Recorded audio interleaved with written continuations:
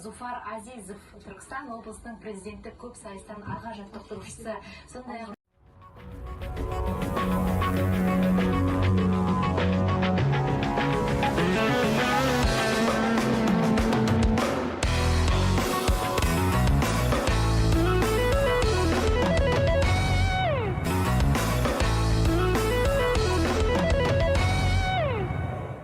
біздің студиямызға кезекті қонақтарымызға келіп жайғасты. Біз эфир барысында сіздерге дәл осы қонақтарымыздың келетінін айтып сүйінші сұраған болатынбыз. Ендеше таныстырайын.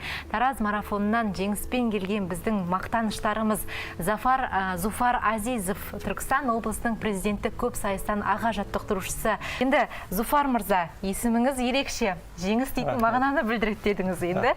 Сол жеңіс, сіз енді жеңіс деп айтсақ болатын шығар бүгін.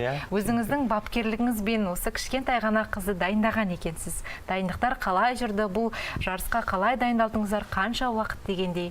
Барлық еңбегін алға қойған мақсатына жете алатынын көрсетті. Қада осындай додаға қосам деп дайындап отырған шәкірттеріңіз бар ма? Иә, осы додаға бара алмай қалған 3 шәкіртім бар еді. Олар да барса негізі жүлделі орында болатын еді деген ойдамын.